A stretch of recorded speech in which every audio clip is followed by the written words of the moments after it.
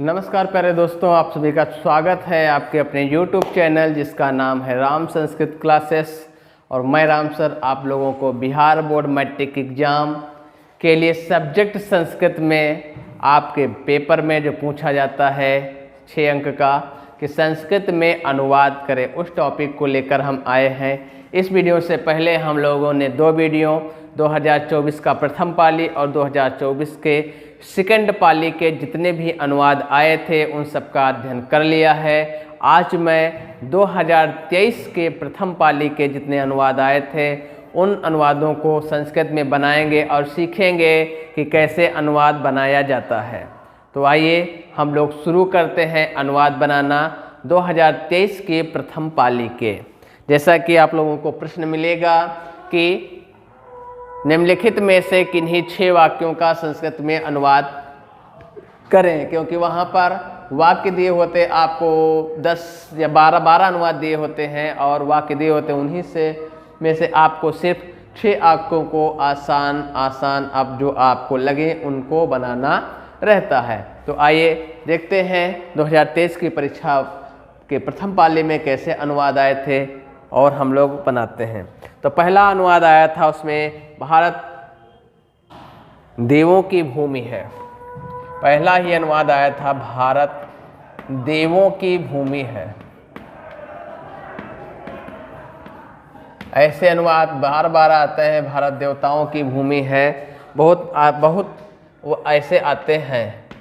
यहाँ पर याद देखिए भारतवर्ष देवों की भूमि है।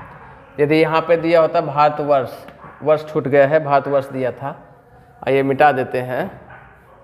जैसे कि यहाँ पर था भारतवर्ष, यानी भारतवर्ष देवों की भूमि है। अब इसको संस्कृत में बनाना था, तो हम कैसे बनाएंगे? सबसे आसान शब्दों को हम सीखते हैं यहाँ पर। तो भारतवर्ष का क्या हो जाएगा? भारतवर्षः। क्या हो जाएगा? भारतवर्षः। अब देवों की भूमि है तो इसको हम और आसान करेंगे और इसमें समास कर देंगे, हो जाएगा देवभूमि। देवों की संस्कृत ढूंढना, देवानाम भूमि करेंगे तो थोड़ा कठिन होगा, और भी आसान हम कर देते हैं देवभूमि। समास कर दिए, दोनों को एक में मिला के लिख दिए देवभूमि अस्ति। तो क्या हो गया हमारा वाक्य? भारतवर्षः देवभूमि अस्ति, अर्थात भारतवर्ष देवताओं की भूमि है। या इसको ऐसे भी और हम देवानाम भूमि ही भी कर सकते थे, वो भी सही था और यह भी सही है। इसके बाद दूसरा है जल में मछलियां तैरती हैं। दूसरा आया था जल में मछलियां तैरती हैं। जल में मछलियां तैरती हैं, तो इसका अनुवाद बनाएंगे। तो जल में है तो में सप्तमी विभक्ति रहती है, और सप्तमी में जिस तरह बालक का बालके हो जाता है उस तरह जल का हो जाएगा जले। जल में क्या हो जाएगा?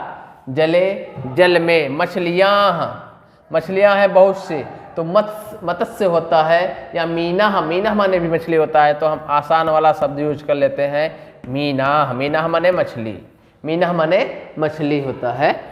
और या फिर मत्स्य माने भी मछलियाँ होता है। तो जो आपको आसान लगे, मीना शब्द आसान है तो मीना का। फिर तैरती हैं तो तरंती, तरंती होता है इसका रूप, तो होगा तरंती। तरंती माने तैरती हैं। तो जले मीना तरंती, जल में मछलियाँ तैरती हैं। इसके बाद अगला है, और यह इंपॉर्टेंट है परीक्षा की दृष्टि से, पिता पुत्र पर क्रोध करता है।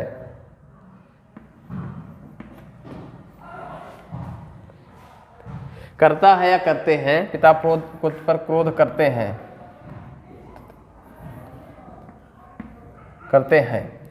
यह जो है अनुवाद पिछले 2024 में भी पूछा गया, 23 के प्रथम पाली में भी पूछा गया है, पीछे भी देखते हैं। तो यानी कि यह जो प्रश्न है हमारा, यानी कि यह वाक्य है वेरी मोस्ट इम्पॉर्टेंट है, इसको अंडरलाइन आप कर सकते हैं। और जो भी बच्चे अनुवाद पढ़ रहे हैं आशा है कि आप लोग सभी कॉपी और पेन लेकर ही बैठे होंगे, साथ में साथ लिखते चलिए। और यदि किसी को कुछ समझ में नहीं आता है तो कमेंट करके आप ज़रूर पूछ सकते हैं।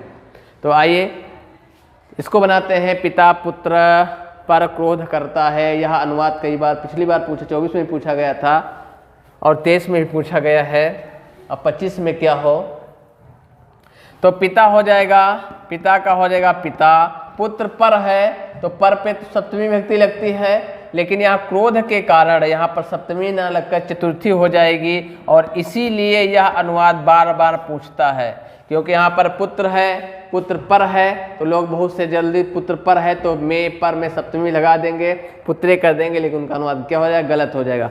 तो यहाँ पर क्रोध धातु के कारण, क्रोध करने के कारण यहाँ पर क्या होता है, पुत्राय पे चतुर्थी विभक्ति हो जाएगी। तो पिता पुत्राय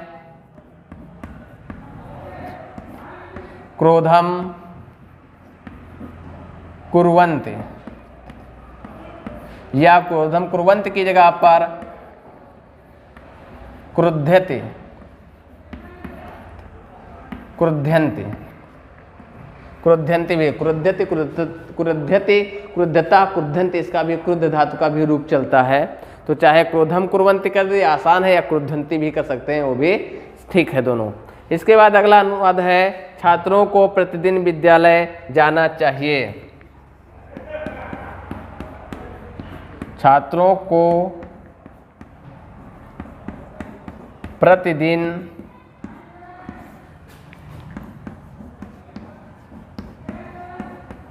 विद्यालय जाना चाहिए।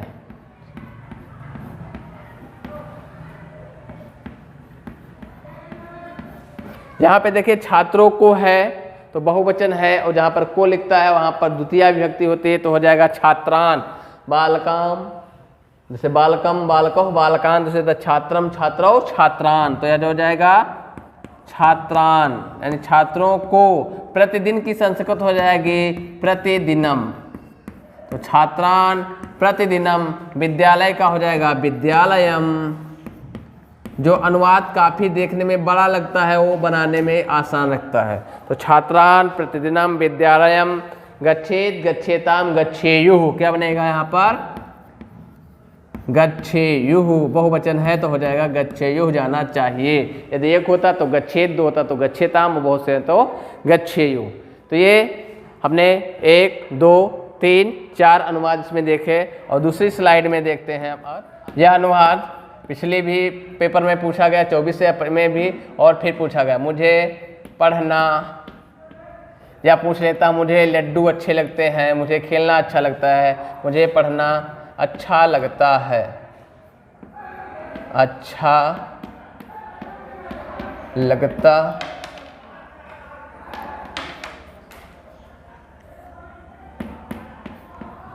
लगता है। तो मुझे की संस्कृत हो जाएगी मई हम, क्या हो जाएगी, मई हम। मई हम पठनम, क्या हो जाएगा, पठनम माने पढ़ना, पठनम माने पढ़ना। रोचते, रोचते माने अच्छा लगता है, तो मह्यम पठनम रोचते, मुझे पढ़ना अच्छा लगता है। आइए इसके आगे और अगला अनुवाद है, विद्यालय में कल अवकाश था। ये है विद्यालय में कल अवकाश था।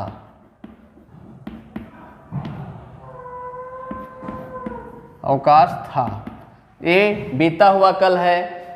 कल की, आने वाले कल की क्या होती है संस्कृत, बीते हुए कल की, परसों की, नरसों की, आने वाले कल की, बीते हुए कल की, बीते हुए परसों की, आने वाले परसों की, सबकी संस्कृत पिछले वीडियो में बताए हैं। जिसने वह नहीं देखा है तो देख लीजिए, और जिसने देखा है वो अनुवाद करेगा। तो विद्यालय में तो क्या हो जाएगा, में है तो हो जाएगा विद्यालय। जहाँ पर में या पर मिले तो वहाँ पर विद्यालय होता है, लेकिन आगे की कंडीशन देख करके। तो विद्यालय कल, कल माने था, तो हो जाए कल की संस्कृत क्या हो जाएगी, हिया। और यदि आने वाला कल होता है तो उसकी संस्कृत क्या होगी, स्व होती। तो हिया अवकाश, अवकाश का क्या हो जाएगा, अवकाशम। अवकाश का क्या हो जाएगा, अवकाशम। था का हो जाएगा आसीत। आसीत माने आपका होता है था, थी, थे। आसित में 3 होते हैं, था और थी और थे। चाहे था है तो आसित, थे है तो आसित, तो थी तो आसित। इसके बाद अगला अनुवाद है वह कान से बहरा है। वह कान से बहरा। यह जो अनुवाद है इसको आप टिक कर लीजिए। 2025 की परीक्षा में 100% आने की उम्मीद है। वह कान से बहरा है, तो वह का क्या हो जाएगा? सह। क्या हो जाएगा? सह। कान से, तो कान से का क्या हो जाएगा? कर्णेन। सह कर्णेन। कान से। बहरा का होता है वधिरा। बधिरा क्या हो जाएगा? बधिरा या वधिरा। बधिरा। अस्ति माने है, वह कान से बहरा है। ये हमारा अनुवाद हो गया, सह कर्णेन बधिरा अस्ति। आइए और भी अनुवाद हैं, जैसे कि अगला अनुवाद, सप्ताह में 7 दिन होते हैं। सप्ताह में 7 दिन होते हैं। 7 दिन होते हैं सप्ताह में, तो इसकी संस्कृत क्या हो जाएगी? सप्ताहे। क्या हो जाएगा? सप्ताहे माने सप्ताह में जब में लगता है तो सप्तमी विभक्ति हो, तो जैसे बाल के उसी तरह सप्ताहे। तो सप्ताहे 7 का हो जाएगा सप्त, दिन का हो जाएगा दिनानि, क्योंकि दिन 7 दिन है, नहीं बहुवचन हो जाएगा। तो सप्ताहे सप्त दिनानि भवन्ति। भवन्ति माने होते हैं, तो सप्ताहे सप्त दिनानि भवन्ति। सप्ताह में 7 दिन होते हैं। आइए अगला अनुवाद है रावण ने राम को बाण से मारा। बहुत इंपॉर्टेंट है और परीक्षा में यह आता है, इसको चाहिए आप VVI में लगा सकते हैं। राम ने, क्योंकि यह 24 में नहीं पूछा गया, 23 का है, 23 के साथ कुछ अनुवाद 24 में पूछे जाने की प्रबल संभावना रहती है। राम ने रावण को बाण से मारा। तो इसका अनुवाद जब हम बनाएंगे तो राम ने का क्या हो जाएगा? रामः। क्या हो जाएगा? रामः। रावण को तो हो जाएगा रावणम। रामः रावणम बाणेन, बाण के द्वारा, तो तृतीया लग जाएगी और हो जाएगा बाणेन। और मारा का क्या हो जाएगी? हतः। हतः माने मारा, या हतवान माने भी मारा। तो ये हो गया रामः रावणम बाणेन हतः। राम ने रावण को बाण से मारा। परोपकार, पुण्य के लिए होता है। इसका अनुवाद करेंगे, परोपकार है तो इसका संस्कृत हो जाएगा परोपकाराः। परोपकाराः पुण्य के लिए, तो के लिए में लगती है चतुर्थी। जिस तरह बालक का होता है चतुर्थी बालक का है, उसी तरह पुण्य का हो जाएगा पुण्याय। क्या हो जाएगा? पुण्याय। पुण्य के लिए। भवति माने होता है। भवति माने होता है। तो परोपकाराः पुण्याय भवति। परोपकार पुण्य के लिए होता है। अगला अनुवाद है पेड़ से पत्ते गिरते हैं। पेड़ से पत्ते गिरते हैं। यह भी प्रश्न आप अनुवाद वी में लगा लीजिए, वेरी वेरी मोस्ट इम्पॉर्टेंट में, क्योंकि यह भी प्रश्न आने की प्रबल संभावना है। पेड़ से, तो जहाँ पर किसी वस्तु से अलगाव होता है तो वहाँ पर अपादान होता है, और जहाँ पर अपादान होता है वहाँ पर पंचमी विभक्ति होती है। तो पेड़ में पेड़ से होगा तो क्या हो जाएगा? वृक्षात। वृक्षात। पत्ते, तो पत्ते का बहुवचन है, बहुत पत्ते बहुत से है ना, तो पत्राणि। क्या हो जाएगा? पत्राणि। वृक्षात पत्राणि पतन्ति। यह हो जाएगा वृक्षात पत्राणि पतन्ति। वृक्ष से पत्ते गिरते हैं। अगला और लास्ट अनुवाद है इसका, चारों भाइयों में राम सबसे बड़े थे। चारों भाइयों में राम सबसे बड़े थे। राम सबसे बड़े थे। चारों भाइयों में, तो चत्रेषु भ्रातरेषु में है, यहाँ पर में रहता सप्तमी विभक्ति होती है तो हो जाएगा चत्वारेषु माने चारों, भ्रातरेषु भ्रातरेषु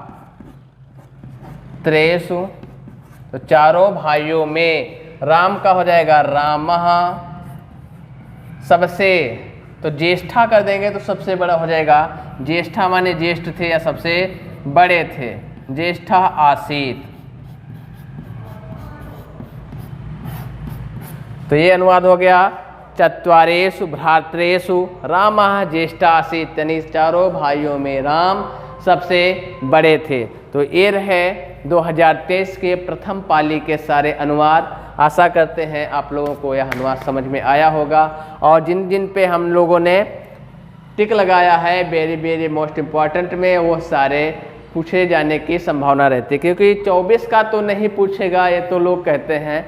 और जैसा कि मैट्रिक का न इंटर का एग्ज़ाम हो रहा है, उसमें देखा जा रहा है कि विगत परीक्षा से काफ़ी प्रश्न मिलते जुलते पूछे जा रहे हैं, तो 24 वाले में भी कुछ प्रश्न पूछ सकता है, 23 के तो पूछ ही सकता है। तो आइए हम लोगों ने पढ़ लिया, पुनः मिलते हैं अगले वीडियो में 2023 के द्वितीय पाली के जितने भी आए थे प्रश्न अनुवाद उनको बनाएंगे। तो मिलेंगे अगले वीडियो में, तब तक के लिए धन्यवाद, नमस्कार।